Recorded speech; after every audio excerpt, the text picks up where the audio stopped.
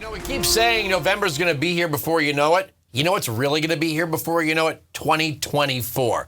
Take a look at this video from the grassroots group called Ready for Ron.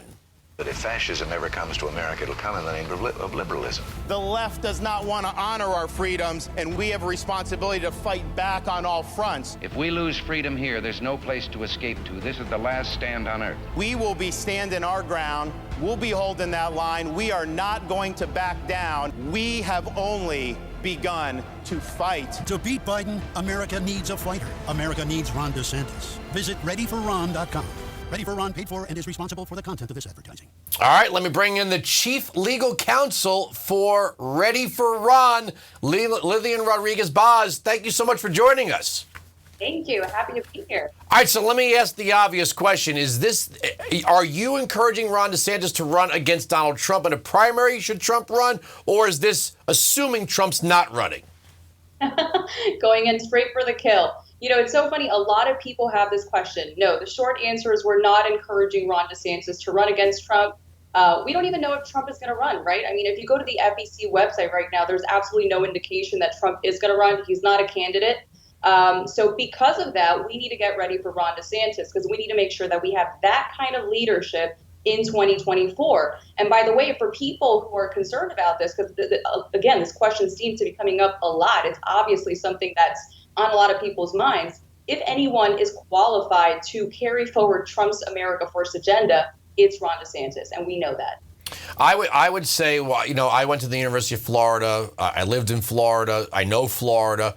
I would say that he has been a stellar, if not the best governor in the country when it came to leadership through COVID. I mean, that's a real test of executive leadership. And even though the media lied and tried to pummel him with lies, I mean, you go visit Florida, people are happy. The state is thriving. There were even Democrats when he was accused of prioritizing donors in the form of Publix to distribute vaccines. Even some of the Democrats like, no, it started in Walgreens and it started with the elderly people. It was actually a great plan, you know, and they tried to sandbag him in the media.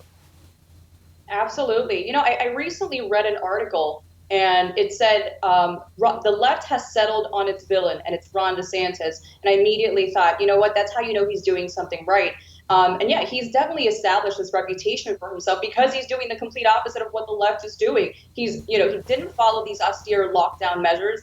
And because of that, obviously, look at us here in Florida. We're faring a lot better. But even, you know, taking the COVID response aside, if you want to take parental rights, he's tackled parental rights. He's protecting parents and children from school boards who are essentially feel entitled to dictate how someone's child or when someone's child should be getting introduced to very sensitive content. And he's placed some legislative boundaries around that. He's taken on big tech and he's signed legislation as well to keep Floridians from being at the whim of social media giants that want to deplatform people who are expressing opinions that are simply not aligned with liberal viewpoints. So, you know, he's really a fighter. He's the kind of leader that we need in the White House because we can't count on the Biden administration to course correct on any of these issues. And we certainly can't count on the left to course correct on any of these issues because they're the ones creating these problems to begin with. And Ron DeSantis is the only one solving them. He's here in Florida. He needs to do that on a national scale. You know what's also amazing about his background is, all right, he's a naval intelligence officer, right? But people on the left might go, well, your military experience is not enough. Okay, he's a Yale Law School graduate. You know, well, he was only in Congress. Well, he was also a governor. You know, it's like every single box that they would try to hammer him with as a disqualifier, every single box of qualification has been checked. Yeah, absolutely. And you know what? The great thing about Ron DeSantis is that he's so unfazed by all of this because he's really just getting the job done. And he's so focused on, again, fighting for people's rights, fighting for Floridians' rights. Of course, he's the governor of Florida. He's not the president of the United States. We sure hope he will run, and that's why we're doing all of this. But again, he's completely unfazed by what's being said about him because he's so focused on doing such a great job, and that's why we have such faith that he can be the next great American president and that he definitely should be the president come 2024. I said a long time on my radio show that I believed that he would be president in my lifetime. Whether it was Trump went 2 terms and then Ron DeSantis ran in a primary or had to defeat Mike Pence. No offense to Mike Pence. But I'm going to say this. This is an opinion. I think he's unstoppable. I think if he runs, I don't see anyone in the Republican field, because one of the best descriptions I've heard of Ron DeSantis, and you got to take it with a grain of salt, was he's everything you like about Trump and nothing you don't like. And I think that was a nod to, some conservatives that might have thought Trump's personal style was not their favorite. I read someone else say he's the calmer, a calmer Donald Trump. And I just think he's unstoppable at this point. I don't see any Republican that could beat him in a primary, and I don't see any Democrat right now that could beat him in a general. I think he would walk all over Joe Biden in a debate. I think Kamala Harris, if she traded out, it would just be embarrassing. I don't see what could stop Ron DeSantis. Well, what's so funny is I completely agree with you for starters, but I also see how many Democrats, even among people that I know that voted for Joe Biden, and now they're kicking themselves and extremely regretful, and they would have never thought about voting Republican.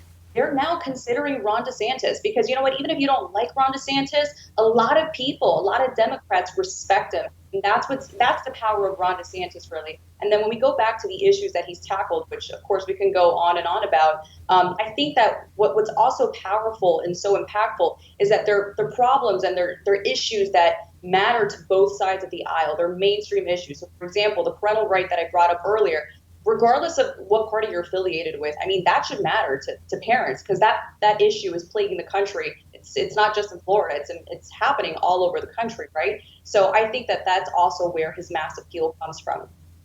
You know what I really like also about the way he handles himself when he's dealing with a hostile press, and in one of the press conferences, did you read the bill?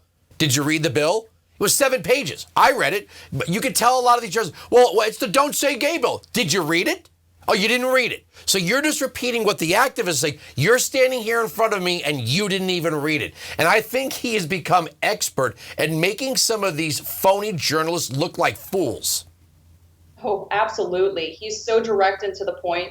And by the way, that bill is probably one of the parental rights and education bill. That's probably one of the most palatable bills that you will ever find. It's short, it's brief. Of course, people don't take the time to read this, which is why that misleading moniker caught so much fire. Because people are relying and consuming their news, through these articles that are calling it the Don't Say Gay bill. It doesn't say that anywhere, but you'd be surprised how many people actually believe that. But yeah, I mean, those one-liners that Ron DeSantis delivers they're wonderful. They're great. They stick. They resonate. And again, he's just powerful. The other thing is, I only got 2 minutes. You see Hispanic voters breaking for Republicans left and right. And that was the key to his victory in Florida, was the South Florida Hispanic vote. Andrew Gillum, thought he had that racked up, didn't. So he's not only won a statewide election, he's won a very diverse state election. Correct, yeah. And, it's funny because I'm actually one of those Hispanics. Of course, I'm a conservative, so I'm biased, and I would have voted for Ron DeSantis either way.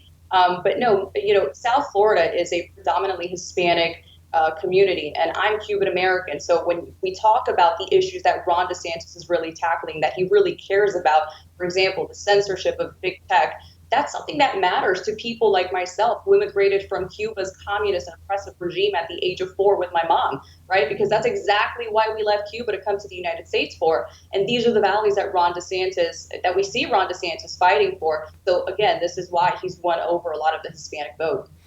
I think when you win a state like Florida, which is also a key state, both in primaries and in general elections. I mean, 2016 came down to Florida, right? Everybody was watching Florida. When that New York Times speedometer looking thing went Florida for Trump, people threw it up and they knew it was over. So he's already won Florida. He's won over the lion's share of conservatives. He's won in a diverse state, and he's a guy that's putting conservative principles into action.